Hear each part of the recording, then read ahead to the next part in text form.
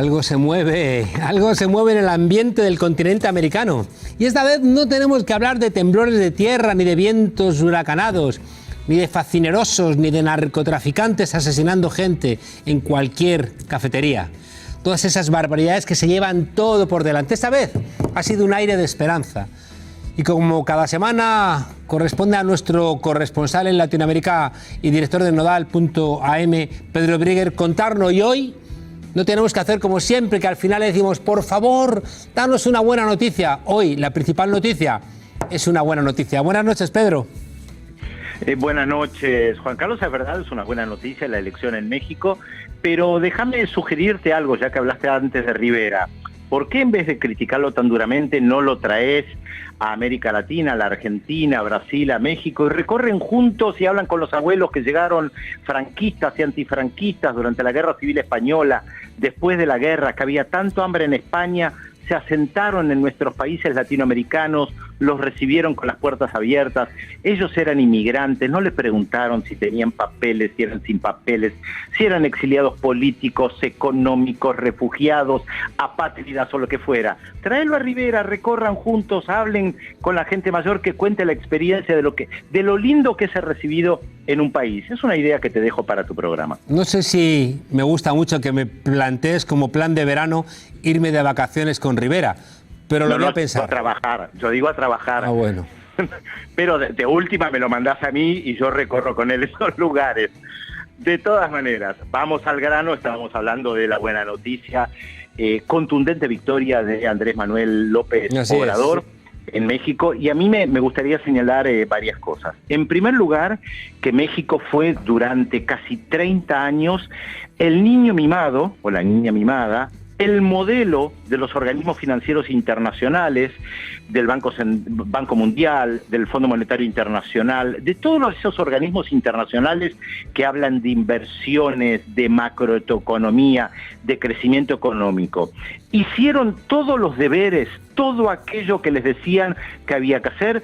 En México lo hicieron tanto los gobernantes del PRI, como Carlos Salinas de Gortari en su momento, que comenzó con el Tratado de Libre Comercio en 1994 entre México, Canadá y Estados Unidos, que dijeron que iba a ser la panacea, como todos los que lo siguieron, tanto del PAN, un partido muy de derecha, como del PRI.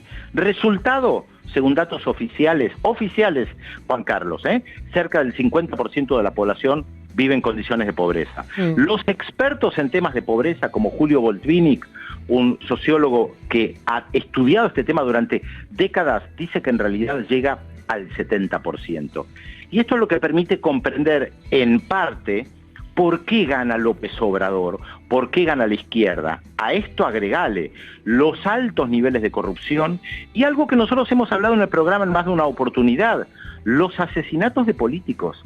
En los últimos 9 meses asesinaron a más de 140 políticos, entre ellos cerca de 50 candidatos. El femicidio. Recordemos que la expresión femicidio o feminicidio surgió justamente en México a raíz del asesinato de mujeres, principalmente en Ciudad Juárez, en la frontera con Estados Unidos, pero no solamente en Ciudad Juárez. Y fíjate cómo a los organismos internacionales no les gusta el triunfo de López Obrador, que ayer, menos de 24 horas del triunfo de López Obrador, una calificadora de riesgo de las más importantes, que se llama Fitch, ya le advirtió a López Obrador que no tocara las privatizaciones de la empresa petrolera que se llevaron adelante en los últimos años, y además lo criticó, escuchen bien, lo criticó por hacer campaña para aumentar el gasto de pensiones, o sea, pagarle más dinero a los abuelos y abuelas. Criticó los subsidios para estudiantes de bajos ingresos que quiere proponer López Obrador para que la gente que antes no podía ingresar a la universidad lo pudiera hacer. Criticó la inversión pública que propone López Obrador. Fíjate cómo ya le marcan la cancha al mejor estilo Piqué, Busquets y Ramos juntos para apretarlo a López Obrador claro, contra Pedro, la línea y decirle cuidado con hacer algo que no nos guste. Claro, Pedro, y la pregunta es, ¿quién ha votado a Fitch? ¿Quién ha votado a Standard & Poor's? ¿No? ¿Quién ha votado a esas agencias que se permiten el lujo de decirle a los pueblos cuántos millones de ellos tienen que pasar hambre, cuántos millones de ellos tienen que morir por enfermedades, cuántos millones de ellos tienen que emigrar, ¿no? Y luego tenemos que tener esa retórica hueca de la democracia cuando realmente son estos sistemas financieros internacionales un nuevo fascismo, y hay que decirlo con todas las palabras, que está vaciando la democracia, pero no solamente en México y en Argentina, también aquí en Europa. Sí, yo creo que por eso es tan importante mencionar cómo ya inmediatamente reaccionan. Y además, yo te digo que en gran parte de América Latina fue una sorpresa el triunfo de López Obrador, porque las derechas han instalado en el discurso dominante que ya se acabó el momento populista en la región, que ahora las derechas conservadoras vuelven a gobernar, y especialmente después del triunfo de Mauricio Macri en la Argentina y de la destitución de Dilma Rousseff en Brasil, algo que también hemos conversado alguna vez en el programa, de cómo el discurso hegemónico ha instalado la sensación que las derechas han vuelto porque es lo que corresponde, lo de siempre. Claro. Y los ha sorprendido este contundente triunfo de López Obrador. Y una particularidad de México que hay que prestar mucha atención. López Obrador asume recién el 1 de diciembre.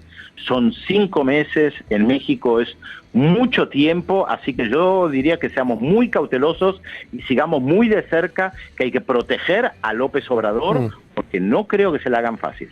Tuve la fortuna de estar ayer con ellos allí en México, ¿no? Y lo tienen claro. Y una cosa que va a hacer López Obrador desde mañana mismo, es volver a recorrer el país.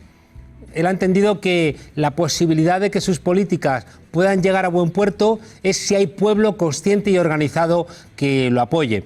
Y yo creo que él es consciente de que gente como Felipe González, que tan mal ha hablado de él, deben estar profundamente defraudados por esta gente, que son los que votan todos los días, Pedro, no como los demás humanos y mortales que votamos cuando nos toca. Estos que votan todos los días ya están conspirando a ver cómo frenan. Déjame preguntarte para cerrar, Pedro, ¿cómo ves el escenario político, el tablero político en América Latina después de estos cambios? Mira, hace mucho tiempo que venimos hablando de una región en disputa, si es que hablamos de América Latina como una región, y frente a este discurso dominante de las derechas, yo te decía, esto no es tan claro. Es verdad que la derecha ha tenido 2 victorias importantes, una electoral, la de Mauricio Macri, que es la más importante porque es la única donde se venció a la continuidad de un gobierno progresista en el más amplio sentido de la palabra, y la destitución de Dilma Rousseff. Pero en octubre hay elecciones en Brasil, y todavía el principal candidato en las encuestas sigue siendo Lula, que por eso lo mantienen preso, y yo creo que ahora tenemos que mirar también mucho hacia octubre en Brasil, como para ver si efectivamente hay otra vez un giro en países tan importantes como México y como Brasil, aunque yo te diría que lo de México es más simbólico, porque México no ha mirado tanto hacia el sur. México, por naturaleza, mira hacia América Central, tiene millones de migrantes que pasan por su territorio, y mira hacia los Estados Unidos porque gran parte de aquellos que pasan por su territorio llegan hacia el norte. Y ya que hablamos de migrantes, sé que tenemos poco tiempo, hace unos 3 años el Parlamento de Chiapas, el estado más pobre de México, aprobó una resolución para ayudar a los migrantes que vienen de otros países y pasan por su territorio. El estado más pobre de un país tan pobre como México, ayudando a más pobres que pasan por su territorio, mientras Obama en su momento cerraba las puertas a los migrantes. ¿Qué lección que dan los pobres, cómo ayudan a los que también lo necesitan? Sin idealizar y sin decir que siempre los pobres ayudan a los pobres, porque vemos también muchas peleas de pobres contra pobres. Pero yo quería destacarlo porque es una gran noticia, tal vez para cerrar con esto que siempre buscamos, ¿no? Una buena noticia. Muchas gracias, Pedro. A mí me emocionó ayer escuchar a López Obrador diciendo: nuestra prioridad van a ser los pobres. Y eso a veces en Europa no se entiende, pero cuando Lula dijo que la revolución en América Latina era comer 3 veces al día, yo creo que ahí López Obrador y Lula están entendiendo a su país y a su pueblo. Muchas gracias, bueno, Pedro. Tal vez Rivera, si viene a América Latina, va a comprender lo importante que es para aquellos que no comían y llegaron desde los barcos y de repente en América Latina comieron por primera vez. Yo en vez de pasear a Rivera te ofrezco como alternativa soltarlo en una favela o en una villamiseria durante un mes. Al mes vamos a recogerle y charlamos con él. Así lo haremos. Es otra opción. Un abrazo, Pedro. Un abrazo grande.